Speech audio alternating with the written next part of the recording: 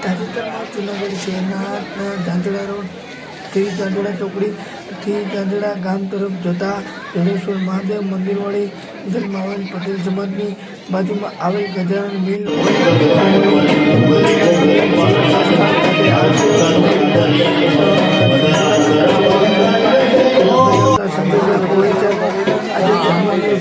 જન્મદિવસે દિવ્યાંગ બાળકો સાથે અનોખા જન્મદિવસની ઉજવણી કરી અને કેક કાપી અને ભવ્ય ઉજવણી કરવામાં આવી હતી.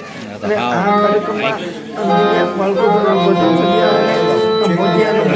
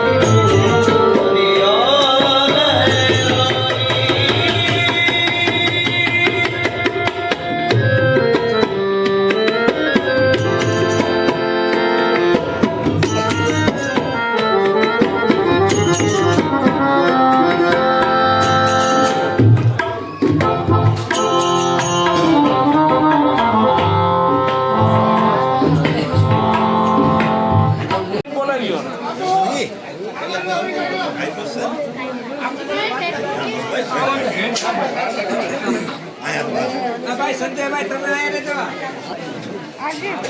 સાહેબ આ કલાકાર છો ઇન્ટરનેશનલ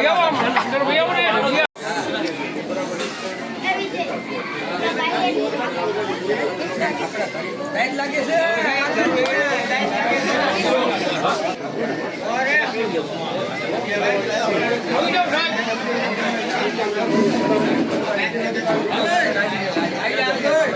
છોકરાને બોલાવીને ખાલી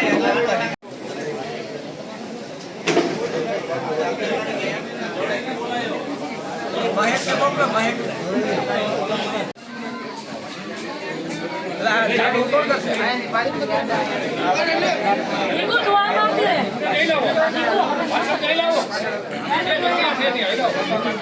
બોલવાનું નથી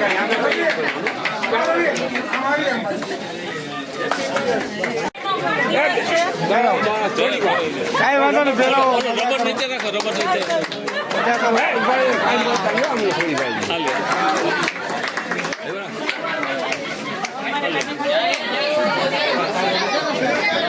એ બેન તમે કઈ જતા ને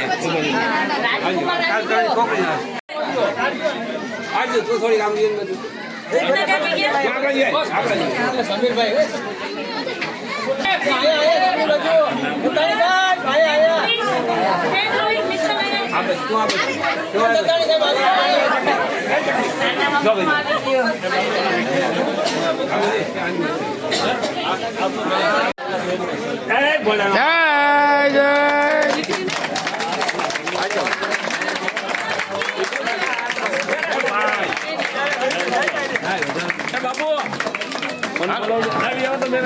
તમે કઈ જાવ 5 મિનિટ ઉભા રહ્યો એમનો હાલે અહીં ઉભા રહ્યો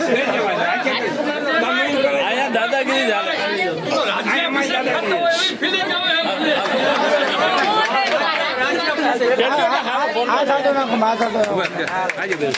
બાપા આગળ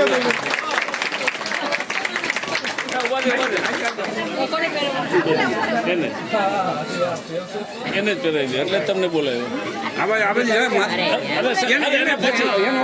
એક એક નો વારો હોય બેન આમાં રાખજો રાખજો 1 મિનિટ રાખજો રાખજો 1 મિનિટ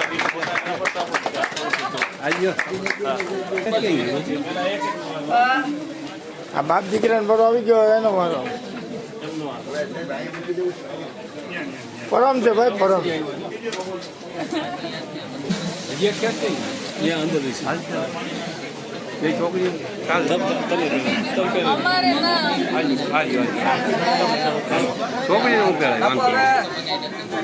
છોકરી ઉભા રહ્યો અહીંયા સાપો પહેરાવો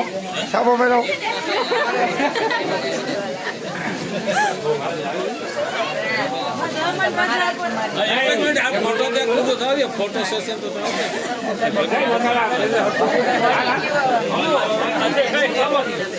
હાલો પહેરાવો કે એ બાપુ પકડી રાખો બધા 1 મિનિટ હા આવું કાલે નહોતું હાલો અહીંયા સમજો આવું કાલે નહોતું તો હમો અહીંયા હા ભાઈ એમ રેડી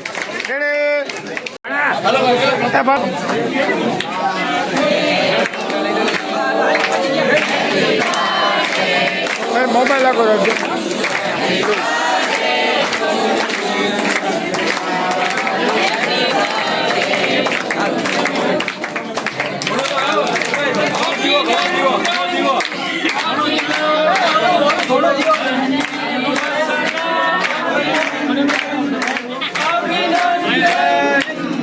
હાલો કાપો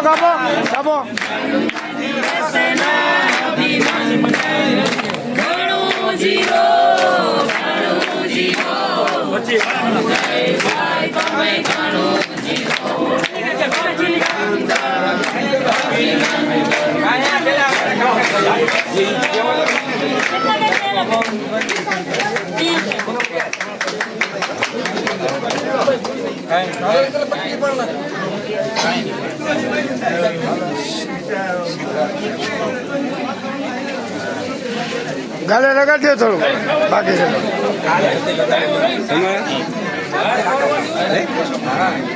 અરે ભલે દીવા ભાઈ એમ થોડું ઘટે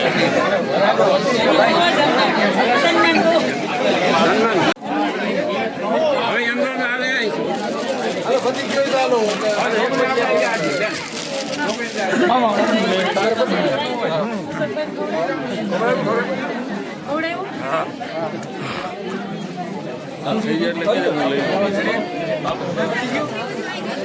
ઉભા રહેજો.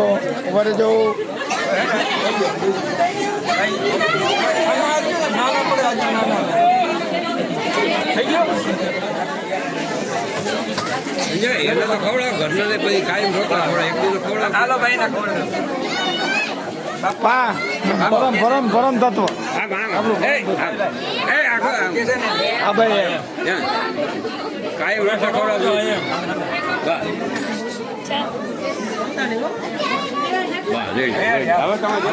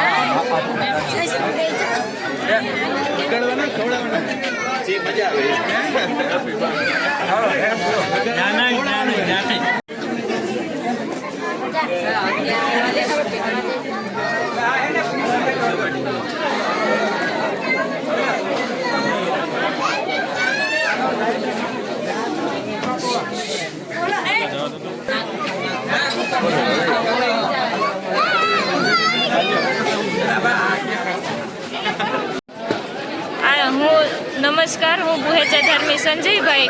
આજરોજ મારા પપ્પાનો બર્થડે હોવાથી જન્મદિવસ નિમિત્તે દિવ્યાંગ સંસ્થામાં ઉજવવામાં આવેલે છે, જ્યાં બેરા મૂંગા બાળકો સાથે આનંદ લેવામાં આવે છે તથા તે લોકોનું સાથે ઉજવણી કરી અને આજનો તેમનો ખુશીનો દિવસ છે તેમને ઉજવવામાં બધા ડૉક્ટરો સાથે ઉજવશું.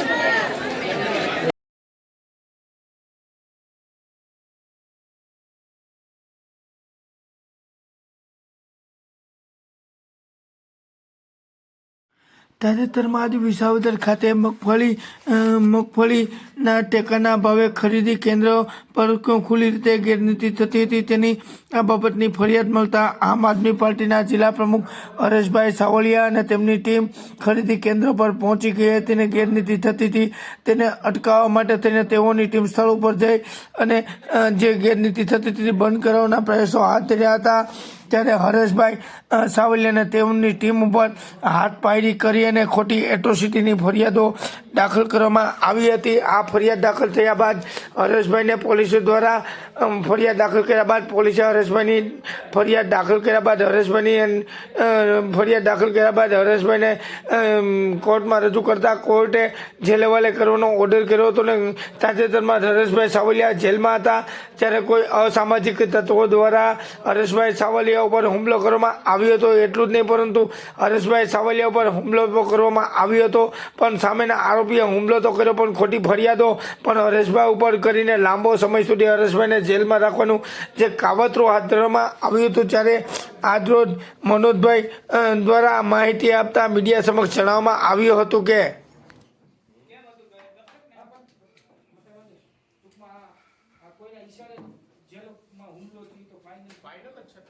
જે આરોપી છે ગીરો છે એણે એક દીકરીને રાતે છરી લગાવીને મોબાઈલ ને પૈસા ચોરી લીધા છે. પછી પોલીસ સ્ટેશનમાં પોલીસ વાળા માર્યા છે. એના ગુનામાં અત્યારે જેલમાં.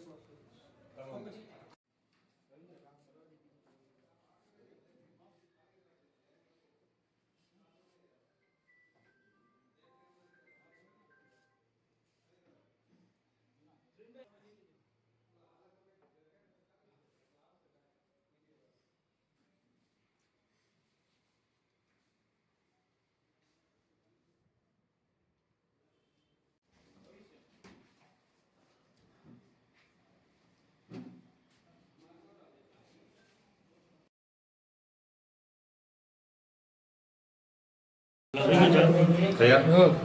સર. આજની આ પ્રેસ વાર્તામાં આપ સૌ પત્રકાર મિત્રોનું સ્વાગત છે. આપ સૌ જાણો છો કે ગુજરાતમાં છેલ્લા 30 વર્ષથી ભાજપની જે સરકાર છે એમની પાસે માત્ર ને માત્ર હવે તંત્રનો અને પોલીસનો દુરુપયોગ કર્યા સિવાય કશું બચ્યું નથી. વિસાવદરની જનતાએ આમ આદમી પાર્ટીને આશીર્વાદ આપી આ સરકારની તાનાશાહીને સામે લડવા માટે એક નવો રસ્તો અપનાવ્યો ત્યારે ગુજરાતની અંદર આજે આખા ગુજરાતમાં લોકો આમ આદમી પાર્ટી પર આશા રાખીને બેઠા છે. જેવી રીતે આપણે સૌ જાણીએ કે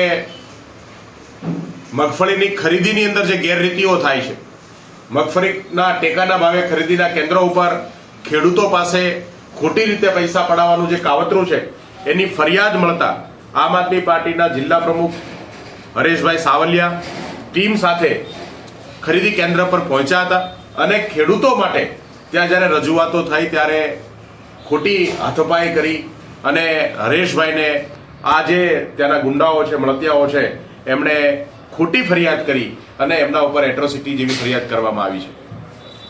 ત્યારબાદ જેલની અંદર જેલ આમ જોવા જઈએ તો ખુખાર કેદીઓનું ઘર અથવા ખુખાર કેદીઓ રહેતા હોય છે. એવા સમયની અંદર જેલમાં 7 થી 8 જણાએ હરેશભાઈ સાવલિયા ઉપર હુમલો કરી અને ગંભીર રીતે ઘાયલ કરવાનું કામ કર્યું અને ત્યાર પછી ફરીથી એના ઉપર જ માર ખાવાવાળા ઉપર જ ફરીથી ફરિયાદ કરવામાં આવી, ખોટી ફરિયાદ કરવામાં આવી અને એમને 307 જેવી ગંભીર કલમો નાખીને જેલમાં રાખવા માટે, લાંબો સમય જેલમાં રાખવા માટેનું આખું આ કાવતરું છે. સંત સુરા અને સાવજની ધરતી આ જૂનાગઢમાં સત્તા જે છે એ તદ્દન અનૈતિક લોકો, પાપીઓના હાથમાં સત્તા છે જે સત્તાનો દુરુપયોગ કરે છે. ભાજપના ઈશારે આ ફરિયાદ થઈ. આ ફરિયાદના જે ફરિયાદીઓ છે એનું તમે બેકગ્રાઉન્ડ ચેક કરો. અમે થોડી માહિતીઓ મેળવી કે આ ફરિયાદની અંદર જેણે હરેશભાઈ પર ફરિયાદ કરી છે એ બહુ રીઢો ગુનેગાર છે. એમણે એક દીકરીને ત્યાં રાતે જઈ અને એમના ઘર ઉપર ચાકુ જે છે ગળા ઉપર રાખી અને એમને લૂંટી લેવાનો પ્રયાસ, એમને એમના મોબાઈલ લૂંટી લેવાનો પ્રયાસ ને લૂંટી લીધો એવી ફરિયાદ એમના વિરુદ્ધમાં નોંધાઈ છે. પોલીસ સ્ટેશનની અંદર પોલીસો પર હુમલો કરવાનું અને એ હુમલામાં પોલીસની ફરજના રૂકાવટના કેસમાં અત્યારે એ જેલમાં છે. અનેક ગુનાના આરોપીઓ, 302ના આરોપીઓ છે કે જેમણે ખૂનના આરોપમાં જેલ ભોગવે છે. આવા લોકોએ ભેગા થઈ અને હરેશભાઈ ઉપર હુમલો કર્યો છે. આ હુમલો બહુ સામાન્ય વાત નથી, પણ આમ આદમી પાર્ટી જે જનતાની લડાઈ લડે છે એ જનતાની લડાઈ લડનાર લોકોનું મોરલ તોડવા માટે અને આ જે યોદ્ધાઓ છે એમને કોઈ ને કોઈ રીતે એમનો ઘેરે બેસાડવાનો એક પ્રયત્ન છે. પણ આમ આદમી પાર્ટી આવા તમામ હુમલાઓની સામે સતત લડે છે. ખેડૂતો માટેના આજે પણ અમારા સાથીઓ, ખેડૂતો હળદરની અંદર જે ઘટના ઘટી એમાં આજે પણ અમારા કેટલાક સાથીઓ હજુ જેલમાં છે. સુરતની અંદર પણ અમારા એક કાર્યકર્તાને ઉપર ખોટી રીતે એમને પોલીસ દ્વારા ફસાવી અને એમને જેલમાં નાખવાનું કામ કર્યું છે. અનેક રીતે આજે જોઈશું તો સુરત, આખા ગુજરાતની અંદર જ્યારે આ ભારતીય જનતા પાર્ટી જે છે એ પોલીસનો દુરુપયોગ કરી, ખોટી એફઆઈઆર કરી અને આમ આદમી પાર્ટીના નેતાઓને જેલમાં રાખવાના પ્રયત્ન કરે છે. આમ આદમી પાર્ટીના લોકો જનતાની લડાઈ લડે છે, જનતાને એક વિકલ્પ આપવાનું કામ કરી રહ્યા છે. ત્યારે અમે બહુ વિશ્વાસ સાથે કહીએ છીએ કે આવા તમામ ષડયંત્ર જે છે એ ષડયંત્રોની સામનો કરી અને આવા લોકોને, સત્તામાં બેઠેલા આવા અનૈતિક લોકોને સફળ નહીં થવા દઈએ અને એના માટે સતત લડતા રહીશું. કાયદો જે છે એ કાયદાનું કામ કરશે. કોર્ટની અંદર આજે જે કેસ પેન્ડિંગ છે એ અમને ભરોસો છે ન્યાયતંત્ર ઉપર કે ન્યાયતંત્ર આનો બરાબર જે કંઈ સાચું છે એ સાચા ઉપર એ નિર્ણય લેશે અને એ જે સાચી વાત છે લોકોની સમક્ષ આવશે. અને આવા પોલીસવાળા કે જે લોકો સરકાર પાસેથી ઓર્ડરો લઈ, સત્તામાં બેઠેલા લોકો પાસેથી આદેશ લઈ અને કાયદાનો દુરુપયોગ કરે છે, એમના માટે પણ હું કહેવા માંગુ છું કે આ બહુ લાંબુ ચાલવાનું નથી. ખોટા કોઈના હાથા બનશો નહીં. આગામી સમયની અંદર પરિસ્થિતિ બદલાવાની છે અને આ પરિસ્થિતિ બદલાશે ત્યારે પાપનો હિસાબ છે એ તમામે આપવો પડશે. તો સૌને આપ સૌના માધ્યમથી ગુજરાતની જનતાને હું કહેવા માંગુ છું કે આવા નિર્દોષ લોકો જે જનતાની લડાઈ લડે છે એના ઉપર કેસ કરવાનું ને એને ફસાવાનું કામ જ્યારે ભાજપ કરે છે તો એની સામે આમ આદમી પાર્ટી સતત લડી રહી છે. આપના આશીર્વાદથી આમ આદમી પાર્ટી આ લડાઈ સતત લડતી રહેશે.